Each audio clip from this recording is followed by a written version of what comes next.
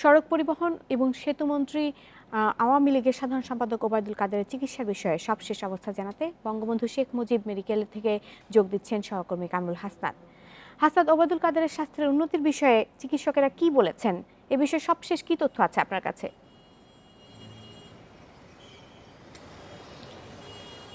সবশেষে গতকাল রাতে শেখ মুজিব মেডিকেল বিশ্ববিদ্যালয়ের উপাচার্য যিনি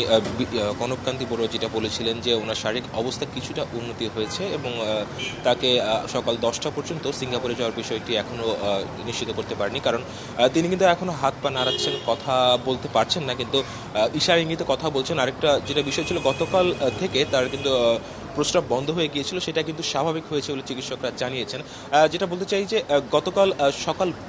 ভোরের দিকে তার যখন অ্যাটাকটি হয় তখন তার স্ত্রী তাকে হাসপাতালে নিয়ে আসেন এবং তারপরে কিন্তু তার হার্টে 3টি ব্লক ধরা পড়লে তখন সাথে সাথে কিন্তু একটি ব্লকে রিং পরানো হয়। শারীরিক অবস্থা কিছুটা উন্নতি হলেও হঠাৎ দুপুরের দিকে তার শারীরিক অবস্থার যখন অবনতি হওয়া শুরু হয় তখন কিন্তু ডাক্তাররা আবার তাকে নিবিড় পর্যবেক্ষণ কেন্দ্রে নিয়ে যান এবং সেখান থেকে তার উন্নত চিকিৎসার চেষ্টা চালান। এরই মধ্যে কিন্তু তাকে সিঙ্গাপুরে পাঠানোর বিষয়ে সিদ্ধান্ত আসার কথা ছিল, কিন্তু হঠাৎ বিকেলের দিকে শারীরিক অবস্থার অবনতি যখন হওয়া শুরু হয় তখন কিন্তু তাকে আবারও নিবিড় পর্যবেক্ষণ কেন্দ্রে তাকে আবার স্বাভাবিক অবস্থায় রাখতে দেওয়া হয় এবং বিকেলে যখন সিঙ্গাপুর থেকে তিনজন বিশেষজ্ঞ দল ঢাকায় আসেন এবং তাকে পরীক্ষা নিরীক্ষা করে দেখেন তখন কিন্তু তার শারীরিক অবস্থা একটু উন্নতি হলেও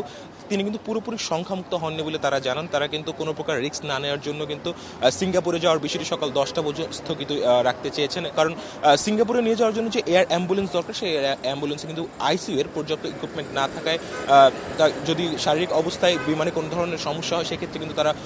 প্রাথমিক যে চিকিৎসা সেটা কিন্তু তারা ব্যাহত হবে। আর একটি বিষয় জানিয়ে রাখতে চাই যে হাসপাতালের যে 3 নম্বর গেটে ছিল, গেটে কিন্তু সাধারণ রোগীদের গতকাল থেকে চলাচল নিষেধাজ্ঞা ছিল, কিন্তু এখন কিন্তু দেখা যাচ্ছে সাধারণ রোগীদের ঢুকতে দেওয়া হচ্ছে এবং বিপুল পরিমাণ আইন শৃঙ্খলা রক্ষাকারী বাহিনীর সদস্য কিন্তু সামনে উপস্থিত আছেন। সকাল থেকে এখানে সিকিউরিটি আইন শৃঙ্খলা রক্ষাকারী যারা আছেন তারা কিন্তু এখানে কঠোর একটা নিরাপত্তা বলয় গড়ে তোলা হয়েছে এবং যেটা দেখা যাচ্ছে যে এখানে সাধারণ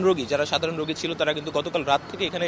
প্রবেশ করতে পারছিল না, আজকে কিন্তু পারছে। আরেকটা বিষয় বলতে চাই যে নেতাকর্মীদের যে ভিড়ের বিষয়টি ছিল সেটা কিন্তু গতকাল থেকে কমানোর কথা বলা হয়েছিল, কিন্তু সকাল থেকে কিছু নেতাকর্মীদের উপস্থিতি এখানে দেখা যাচ্ছে এবং কিন্তু গতকালের মতো ভিড় না হলেও এখানে কিন্তু মোটামুটি এখন একটা স্টেবল পরিবেশ রয়েছে।